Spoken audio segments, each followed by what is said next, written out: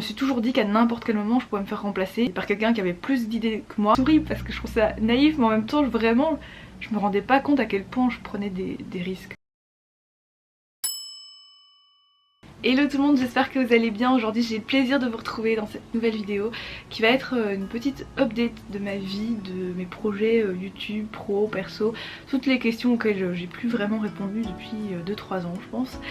C'est une vidéo très simple, juste face caméra. J'ai pris une de mes caméras les plus petites, c'est numérique, il n'y a pas trop de micro dessus, donc j'espère que la qualité du son sera quand même ok. Et je pense que c'est un bon moment pour faire ça parce que j'avais besoin aussi de vous parler de certaines choses et d'autres. Ça fait bientôt 10 ans que j'ai cette chaîne YouTube. Vous avez dû beaucoup me voir aussi partir et puis revenir de YouTube, vous dire que je revenais et finalement ça s'est pas fait, ça a jamais été intentionnel parce que une des choses que j'espère encore le plus aujourd'hui justement c'est ma régularité sur YouTube. En tout cas je filme très régulièrement mais la vérité c'est que souvent je trouve que c'est pas assez bien, du coup je monte même pas la vidéo, je garde la vidéo en perso. Alors par où commencer? Aujourd'hui je pense vraiment que j'ai assez de recul. C'est vrai que c'est plein de choses qui s'est passé depuis que je suis entrée dans le monde du travail en fait. Depuis que j'ai terminé mes études il y a presque 3 ans. Ma vie elle a totalement changé parce que j'avais d'abord fait une pause de voyage. Justement je suis partie beaucoup en Asie, Malaisie, Singapour, Hong Kong, Chine, Taïwan, etc. Ça m'a fait beaucoup de bien et en fait dès que je suis revenue, j'ai trouvé un travail 1 semaine, 2 semaines plus tard. Ce travail il était à Paris alors qu'à l'époque je vivais à Bruxelles avec mes parents. Donc pendant toutes mes études j'étais en colocation le 29 puis je suis retournée vivre chez mes parents parce que moi dans mon idée c'est vrai que j'allais travailler à Bruxelles. Je voyais pas comment ça pouvait être autrement. Je pense que c'est l'inexpérience et aussi la naïveté que j'avais parce que je venais d'être diplômée et je me dis ah bah oui on va partir à Paris comme ça sans penser aucunement aux conséquences que ça a pu avoir après parce que dans ma tête, mais c'est la même chose pour ma chaîne YouTube, il faut savoir que en fait de 2015 à 2017 honnêtement tout ce que je faisais en termes de création de contenu fonctionnait très bien, j'aurais pu en vivre. D'ailleurs j'avais le statut d'étudiante entrepreneur et du coup je pouvais faire des factures, j'avais pas mal de collaborations, enfin j'en avais pas beaucoup mais de qualité en tout cas. J'avais ma boutique en ligne, franchement j'aurais pu vivre de ma boutique et de YouTube, enfin YouTube, Insta et tout quoi. Sauf que je faisais des vidéos depuis 2010 je crois et cette chaîne je l'ai ouverte en 2012 si je dis pas de bêtises ou 2011, bref. Et pour moi YouTube ça n'a jamais été dans un but monétaire en fait, enfin j'ai toujours l'impression que c'était instable et même quand j'ai gagné mes premiers euros, je me suis toujours dit qu'à n'importe quel moment je pourrais me faire remplacer par quelqu'un qui avait plus d'idées que moi, plus créatif, plus jeune, plus beau, enfin j'en sais rien mais en fait toutes ces choses elles comptent quand même quand vous êtes sur YouTube et je me suis dit à n'importe quel moment de toute façon je peux me faire remplacer donc c'est pas un métier qui peut être stable. Donc j'ai même pas pensé en réalité à faire de YouTube mon métier et surtout j'avais fait toutes ces années d'études jusqu'au master pour faire quand même le domaine, enfin pour travailler dans le domaine que j'avais étudié tout simplement. Donc je cherchais du travail mais sans réellement chercher, je vous avoue que j'envoyais comme ça mes CV. Mais en plus dans ma tête j'étais encore en train de réfléchir, est-ce que je fais pas une année de master supplémentaire pour faire un deuxième master? J'étais un peu perdue et là on me propose un travail à Paris, on s'est dit que je fonce sans même réfléchir. Je vous l'ai déjà expliqué il me semble mais pendant le premier mois où j'étais à Paris j'avais pas de domicile et c'était ultra compliqué de trouver une location mais moi je me rendais pas compte parce que j'ai toujours vécu en Belgique dans des grands espaces, je me rendais même pas compte de la chance que j'avais en fait. Je me retrouve à Paris pendant un mois, traîner ma valise en semaine parce que je passais la semaine à Paris, tous les week-ends je rentrais chez mes parents à Bruxelles en Belgique. Donc je m'épuisais mais je m'en rendais même pas compte. Toutes les semaines je changeais d'hôtel, de Airbnb, parfois je changeais tous les 2-3 jours. Et heureusement que j'avais aussi des amis à Paris, que j'avais quand même quelques contacts qui m'ont hébergée pendant ce premier mois, il y en a qui m'ont conseillé. J'ai quand même toujours eu beaucoup de soutien et d'aide. Dans ma tête je pense que je partais dans la même idée que ce que je me faisais de YouTube, à n'importe quel moment je peux me remplacer, à n'importe quel moment ça peut se finir en fait. Du coup je suis partie mais vraiment en me disant que ça allait pas durer plus de 3 à 6 mois maximum et que j'allais rentrer en Belgique et finalement ça a duré 1 an et demi. Vraiment ultra... Mais maintenant quand j'y pense j'en souris parce que je trouve ça naïf mais en même temps vraiment je me rendais pas compte à quel point je prenais des risques. Je vous rassure j'ai trouvé un appartement après 1 mois, mon petit studio de 23 mètres carrés, j'étais quand même contente et j'ai réussi à trouver une stabilité. Une stabilité aussi beaucoup grâce à vous. J'avais fait beaucoup de live sur Twitch à l'époque, je sais pas si certains s'en souviennent. J'avais ce petit groupe voilà, de personnes qui chaque soir me rejoignaient sur les lives et je pense que je remercierai jamais assez toutes ces personnes voilà, avec qui je discutais chaque soir, où je me retrouvais dans ce que j'aimais faire et ça m'a apporté vraiment beaucoup, comment dire, voilà, ça m'a apporté beaucoup de sécurité en fait. Et ça apaisait tout le stress que j'avais de travailler à Paris, parce que c'est un stress de travailler à Paris. J'avais plus vraiment le temps, enfin c'est surtout que j'avais du mal à gérer mon temps. Pendant mes études j'étais en cours horaire décalé. La journée j'étais quasiment tout le temps libre. Je pouvais toujours filmer à la lumière du jour, c'était trop agréable. Et là par exemple c'est une des rares fois où je suis chez moi en pleine journée et où je travaille pas et où je peux, enfin oui, je suis toute seule aussi et donc je peux vous filmer une vidéo quoi.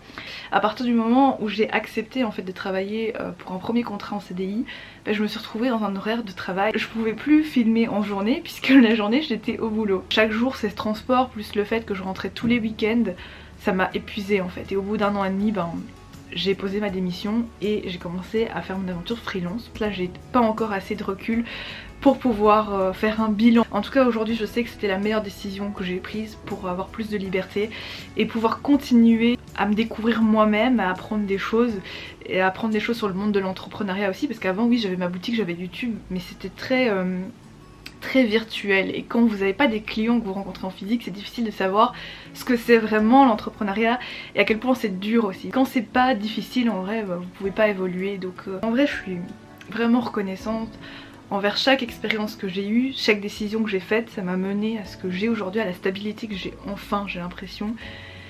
Et malgré cette année 2020 qui est compliquée pour tout le monde je pense, c'est une des années où j'ai vraiment le plus appris, le plus grandi et où j'ai acquis le plus de stabilité. La raison pour laquelle je voulais vous parler de tout ça, c'est pas pour justifier le fait que je revienne et que je parte sur YouTube, parce que vraiment je pense que j'aime trop YouTube pour partir du jour au lendemain.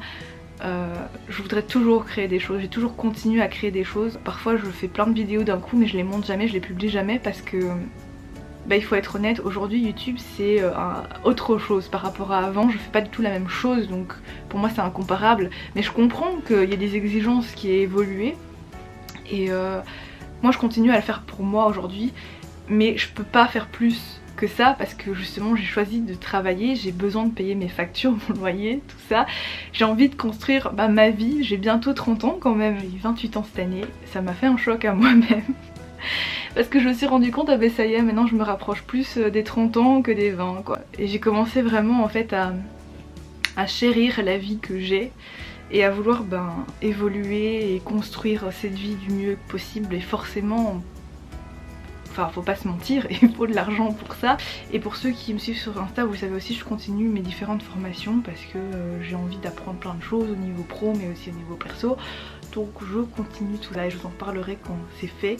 Mais il faut que je me donne un petit coup de booster parce que c'est vrai que j'ai un peu traîné. Cette année 2020 a été marquée par plein de responsabilités pour moi au niveau de mes entreprises.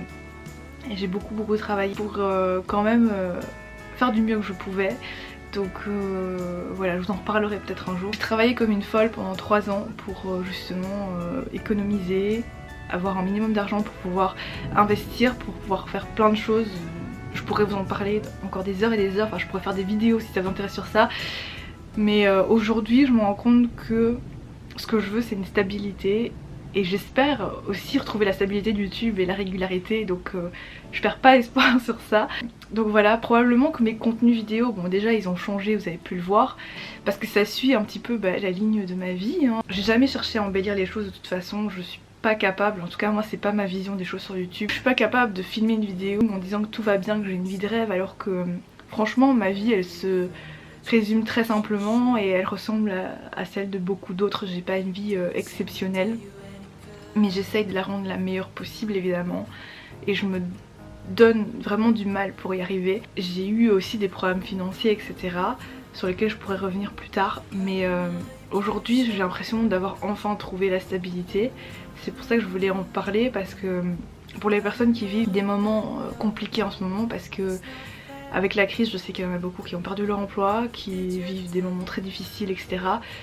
Sachez que tout peut changer et que parfois les moments de crise ça peut aussi être un tournant pour vous et vous apporter des bonnes choses. Il y a toujours du positif dans toutes les expériences, vraiment vraiment. Et je ne cesserai jamais de vous partager ce message là qui me tient vraiment à cœur, qui m'a aidé aussi à tenir dans les moments difficiles de ma vie.